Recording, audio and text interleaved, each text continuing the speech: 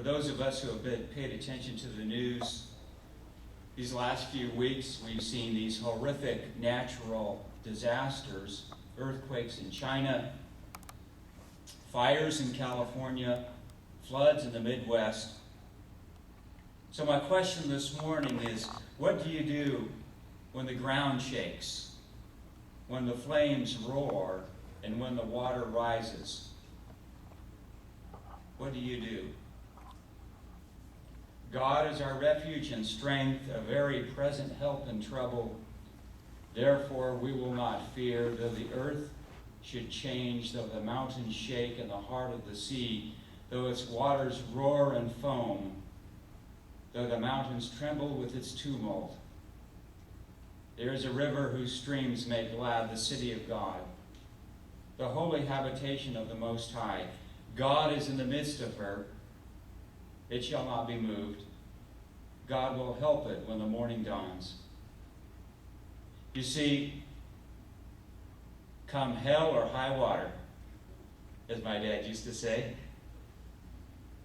when the sun stops shining, when the money runs out, when our beloved spouse breathes her last breath,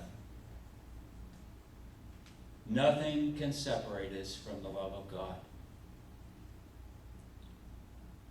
And for my text this morning, I reference another psalm, Psalm 66, verse 12, for those of you who like to underline Bible verses.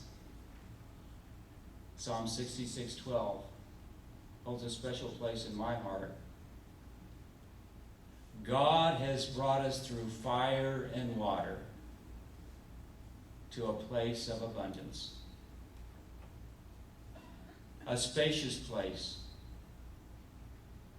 When we thought there was no way out,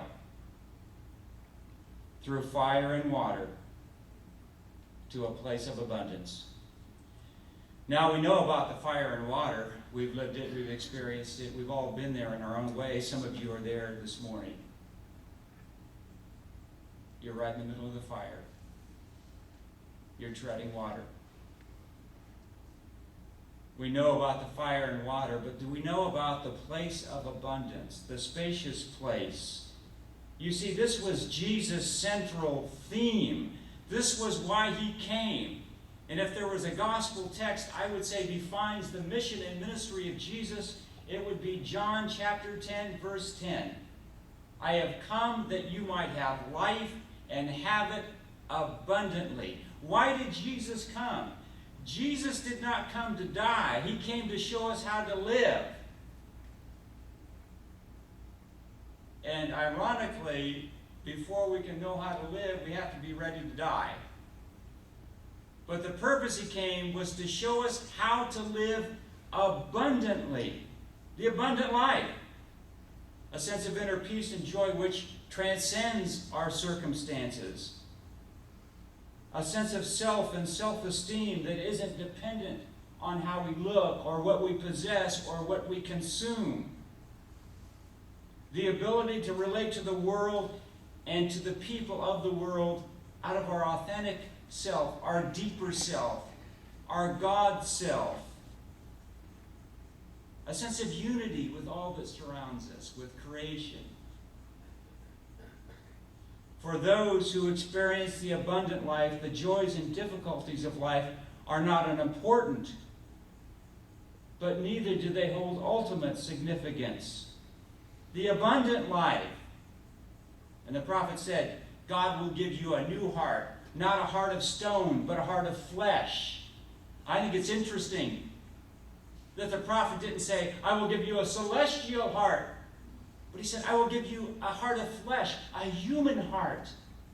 So to incarnate Christ in our lives, to experience God, is to become truly human. To live our own authentic lives. Which means freedom from the ego, freedom from fear, freedom from anxiety. All of this is the abundant life. And that's why Jesus came. I will bring you through fire and water to that place of abundance. But how do we do it? How do we get there? How do we live that life of abundance?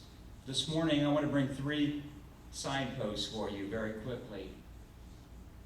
Remembering God, living in faith, and loving what is.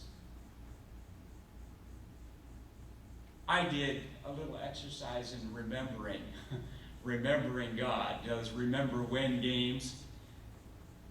We had a little engagement party for Mark and Vanessa, and I created, with Connie's help, what I call a roadmap of Vanessa's life.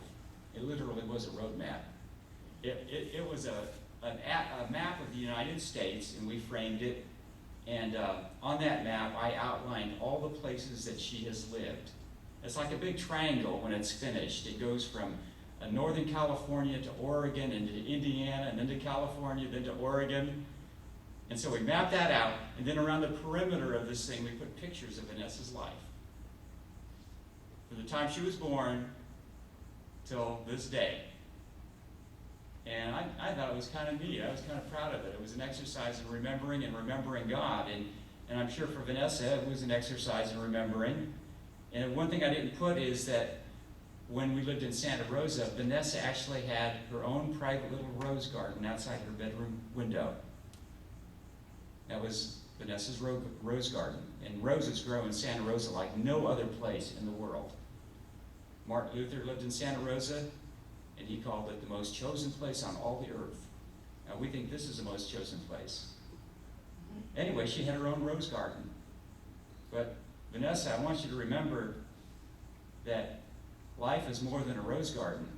Remember God, remember when? Remember when you were in the emergency room and you had the asthma attack when you were a baby? Remember that? Remember when your car was totaled? When you first started driving? Remember when your heart was broken? Remember when you lost your baby? Through fire and water, remembering God. We need to go back and remember how blessed and how lucky and how fortunate we were that we made it through those times, that we're here, that we're alive, that we're somewhat healthy in body and mind. Remember? And each of those experiences was important. Each one of our experiences is so vitally important because they make us who we are. Without any of those experiences, even the most difficult ones, we would not be who we are. So we need to recall and rehearse and remember God's gracious acts because we forget. We just forget. We forget God in our daily existence.